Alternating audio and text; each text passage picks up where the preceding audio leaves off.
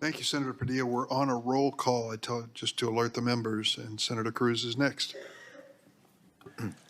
Thank you, Mr. Chairman. General, welcome. Thank you. As you know, as I observed at your confirmation hearing, you had built a long record on the Federal Court of Appeals and a reputation of being relatively nonpartisan. And so I had hopes that your tenure as Attorney General would continue that record. I have to say I'm deeply disappointed in what the last 2 years have shown. In my judgment, the Department of Justice has been politicized to the greatest extent I've ever seen in this country. And it has done a discredit to the Department of Justice, to the FBI, and to the administration of law in this country. Let me start with a simple question. General Garland, is it a federal crime to protest outside of a judge's home with the intent of influencing that judge as to a pending case? The answer to that is yes, but I also want to at least respond to your characterization of the department, which Sure. I vigorously disagree with. I believe the men and women of the department pursue their work every single day in a nonpartisan and an appropriate General way. Garland, there are thousands of men and women who do that, and I'll tell you, I hear from prosecutors at the Department of Justice, I hear from agents at the FBI who are angry that it is treated as the enforcement arm for the DNC instead of upholding the law in a fair and even-handed manner. So you are right. There are thousands of men and women that are doing the job, but it is the political leadership that you're responsible for. So you just said, yes, it's a crime to protest at the home of a judge. Same goes for jurors, by the way, with the intent of influencing a case. But in the wake of the leak of the Dobbs decision, when rioters descended on the homes of 6 Supreme Court justices, night after night after night, you did nothing. The department did nothing. When extremist groups like Ruth Sent Us and Jane's Revenge openly organized campaigns of harassment at the homes of justices, you sat on your hands. When these same groups posted online information about where the justices worship, or their home addresses, or where their kids went to school, you again sat on your hands and did nothing. Your failure to act to protect the safety of the justices and their families was an obvious product of political bias. You agree with Roe versus Wade, you disagree with the Dobbs decision, and the Department of Justice under this president was perfectly happy to refuse to enforce the law and allow threats of violence. And as you know, those threats finally materialized with Nicholas Roski, a 26-year-old man from California who traveled across the country, was arrested outside the home of Justice Kavanaugh, armed with a handgun, a knife, and burglary tools. And he said he came there to kill Justice Kavanaugh because he was enraged by the leaked opinion. Now, of course, you're prosecuting that individual for attempted murder, but did you bring even a single case to enforce this law, or did the Department of Justice decide this law doesn't apply if it's harassing justices for an opinion we don't like?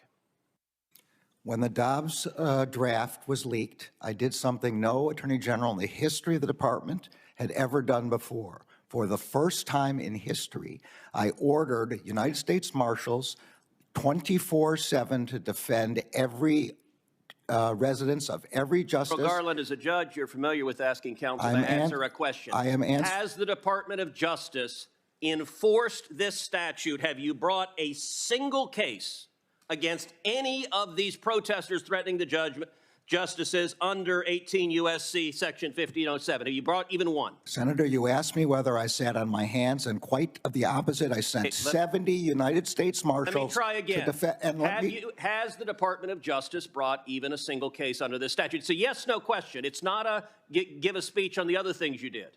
The job of the United States Marshals is to defend the lives of the answer is no. Is to defend the lives of the justices And that's their number one priority. They have Why are full- you unwilling to say no? The answer's no. You know it's no. I know it's no. Everyone in this hearing room knows it's no. You're not willing to answer a question. Have you brought a case under this statute? Yes or no? As far as I know, we haven't, and what we have done is defended the lives of the justices with So over how do 70 you U.S. decide? Marshals. How do you decide which criminal statutes the DOJ enforces and which one it doesn't? The United States Marshals know that they have full Okay, authority. I recognize you want to give a separate speech. No, I don't want to How give do you decide which statutes you enforce and which ones you don't? The marshals on scene make that determination in light of the priority of The defense. marshals do not make a determination over whether to prosecute. You, the attorney general, make a determination, and you spent 20 years as a judge, and you're perfectly content with justices being afraid for their children's lives, and you did nothing to prosecute it. Let's shift to another area. Can I answer the question?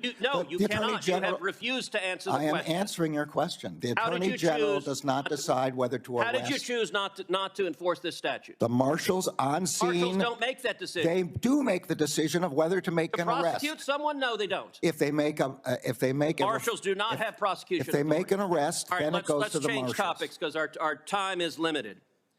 We've also seen across the country violent attacks at crisis pregnancy centers by similar left-wing terrorist groups, including one graffiti of a firebomb building said, "Jane was here." There have been attacks all over the country. And yet, the Department of Justice has not brought these violent criminals to justice. You contrast that. If you're a violent criminal and you attack a crisis pregnancy center, that is not a priority in the Biden Department of Justice. Contrast that to Mark Houck, who's a pro-life activist. He's a sidewalk counselor. And he had an altercation with someone who allegedly interfered with his son's personal space and threatened his son, and he pushed him. Now, in an ordinary world, pushing someone would be maybe a simple misdemeanor assault, but not under the Biden Department of Justice. If you're a pro-life activist, what can you expect? Well, in this instance, according to Mr. Houck's wife, 24 agents clad in body armor and ballistic helmets and shields and a battering ram showed up at his house pointing rifles at his family.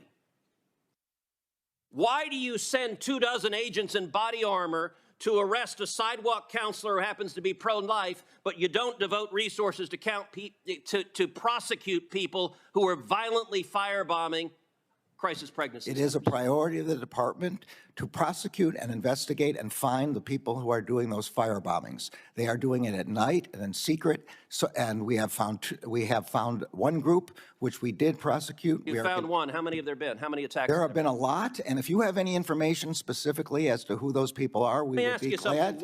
We would be glad to have that. Did you personally authorize 20 agents going to Mr. Houck's house? And he offered to turn himself in through counsel, but you didn't want that. The Department of Justice wanted to make a show of it. Did you personally authorize it? And do you want to apologize to Mrs. Houck and her 7 children for being terrorized? The decisions about how to do that are made at the level of the FBI agents on scene. Did you know about it? I did not know about it until the way you're describing it, and my understanding is the FBI disagrees with that description. Was it a mistake? Senator's time has expired. I'm going to allow the witness to respond to any of the questions that were asked. Was it a mistake? I'm going to chair the committee, Senator. I'm sorry you're not. You said you'd allow him to respond. I repeated the question I asked, which is, was it a mistake to send 20 agents to arrest him at the crack of dawn? You had your time and more You just than said any- you're going to allow him to respond. You just said, I'm going to allow him to respond to the question, so I repeated the question. Was it a mistake? You That asked was the pending questions you want to question. ask, I'll ask the questions I want. That's the question I had already asked. Well, You just said you'd let him respond. I'm going to let him respond right Good. now. Please don't interrupt him. Thank you. The decisions about how to do tactical arrests are made by the FBI agents in the field. The FBI has publicly stated that it disagrees with the description you gave of what happened in that example.